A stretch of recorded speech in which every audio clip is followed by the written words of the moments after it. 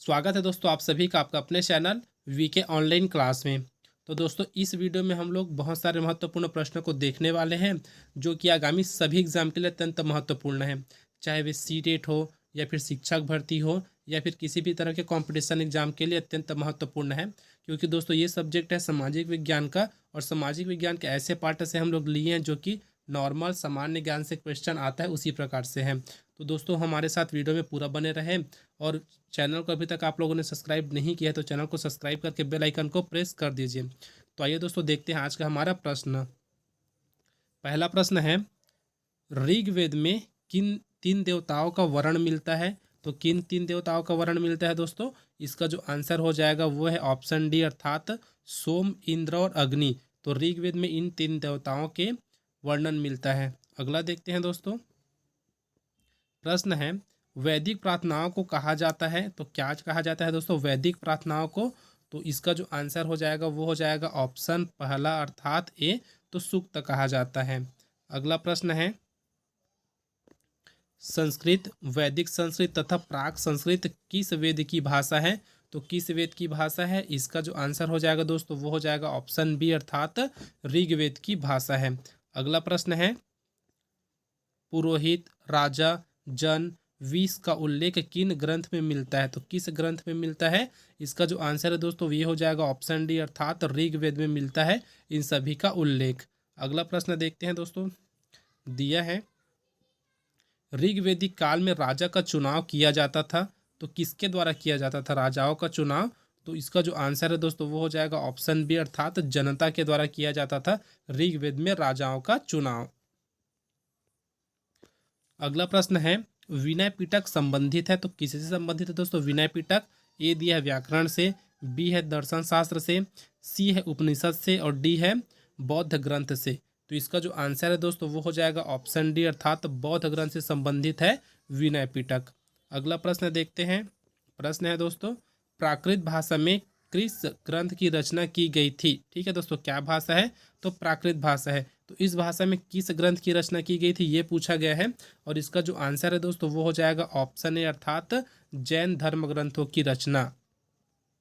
अगला प्रश्न है दोस्तों, दिया है, अर्थशास्त्र ग्रंथ है तो किसका ग्रंथ है दोस्तों अर्थशास्त्र जो है? तो इसका जो आंसर है दोस्तों वो हो जाएगा ऑप्शन बी, अर्थात चाणक्य का ग्रंथ है अर्थशास्त्र।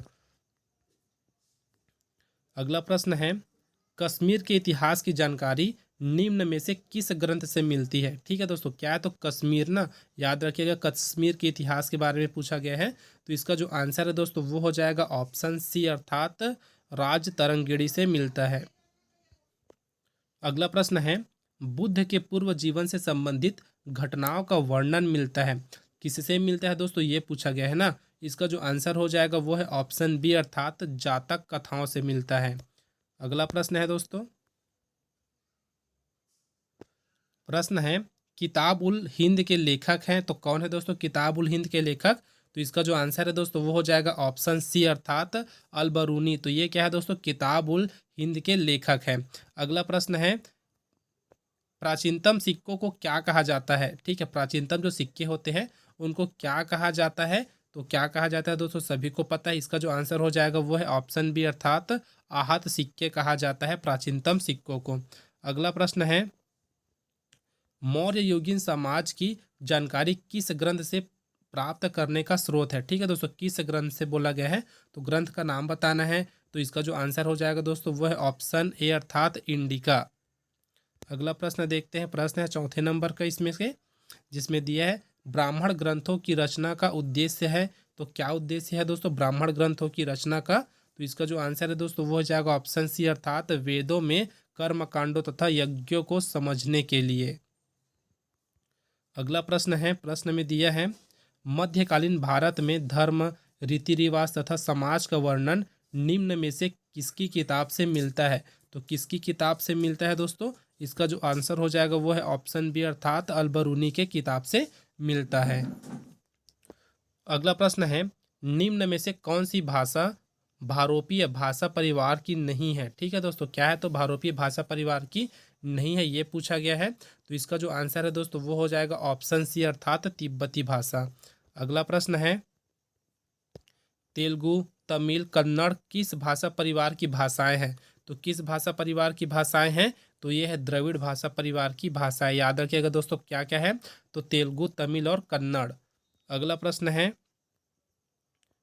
मध्य भारत व झारखंड में किस भाषा परिवार की भाषाएं प्रचलित है? ठीक है, कहाँ कहाँ पूछा गया है? तो मध्य भारत और झारखंड में पूछा गया है। तो इसका जो आंसर हो जाएगा दोस्तों वो हो जाएगा ऑप्शन डी, अर्थात ऑस्ट्रो एशियाटिक भाषा परिवार।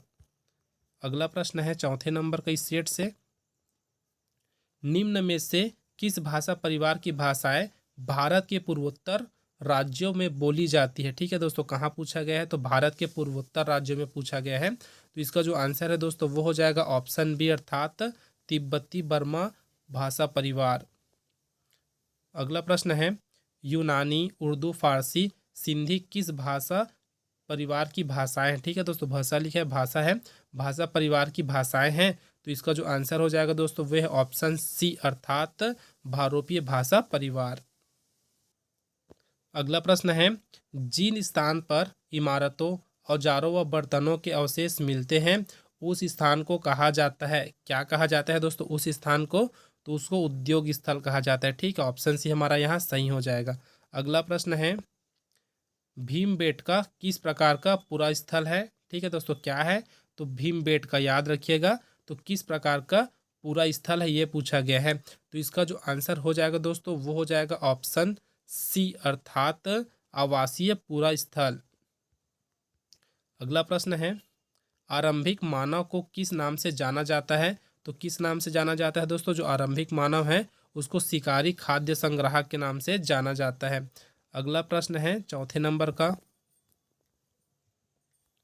प्रश्न दिया है, मध्य पाषाण युग कहा जाता है। ठीक है, मध्य पाषाण युग, तो ऑप्शन में दिया है जिस काल में विशाल जीव होते थे, बी दिया है जिस काल में कृषि प्रारंभ हुई, सी दिया है जिस काल में प्राकृतिक आपदाएं अधिक हुई, और डी दिया है जिस काल में पर्यावरणीय परिवर्तन मिलता है। तो इसका जो आंसर है दोस्तों वो हो जाएगा ऑप्शन डी, अर्थात जिस काल में पर्यावरणीय परिवर्तन मिलता है।